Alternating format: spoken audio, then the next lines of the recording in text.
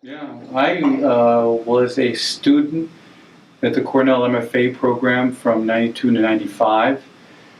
And, it was one of those experiences. I mean, I think that grad students and grad school can be very difficult for most people. Most people, I don't think, come from experiences that are sort of harmonized to grad school, to the intensity of grad school, to the solitude of it, to the peculiar combination of privilege and despair.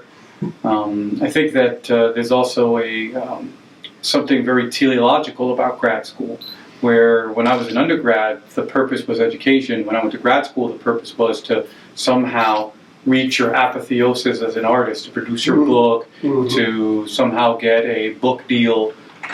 Even then, even in this sort of pre-MFA craze when I was there.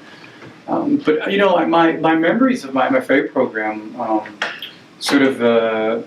I found it incredibly difficult. I think many of us did. I think that I remember that most of the writers of color bailed out. I remember one gal, she was a Caribbean woman, and I remember her she didn't last through the thing. I mean, I remember my own self.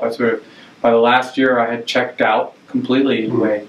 It's a lot more difficult. The sort of isolation means that you're more beholden to your peers than, say, when you're an undergraduate, where, again, your peers are just kind of background noise to your group of friends.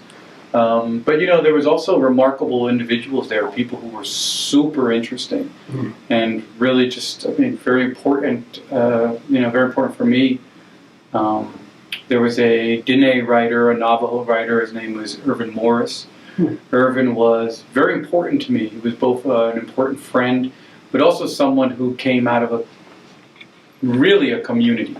Me and him had come out of communities, places where they spoke a different language, places where, it wasn't, and again, there's nothing wrong with this, but it wasn't an abstract community where it's like we're strung together by maybe a word. We were being strung together by an actual physical space and bodies, and for both of us, we felt like the ache of the loss of that community strongly. Plus, it's a tough thing to be an artist, to be juggling, that huge leap from home to Ithaca, and both of us were experiencing it.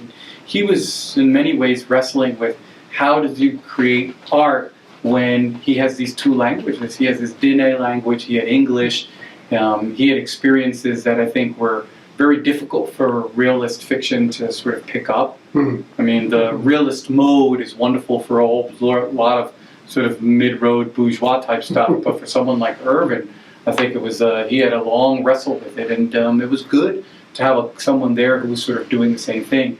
Again, I mean, I was there with Stuart Onan. Stuart Onan was a year older than us. Stuart Onan was he was a madman. Like, we already knew, I mean, I don't know about anyone else. I knew Stuart was the real thing. He was a big damn deal, And I could already sense it. Stuart was serious in ways that I think that, you don't find.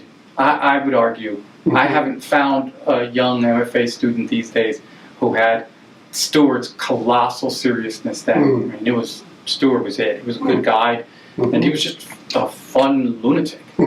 We had a young woman, she wrote a book of short stories. She was an Irish-American woman. Her name was Jennifer Cornell, who was perhaps one of the most brilliant young writers ever. She never wrote anything that I can tell after this collection of short stories, and it was just dynamite, absolutely dynamite. But my experience at Cornell was divided very strictly. I had my college, sort of my academic or my writerly life, and it showed you kind of the way I lived, and I continue to live, sort of ambidextrously, amphibiously, whatever, simultaneously.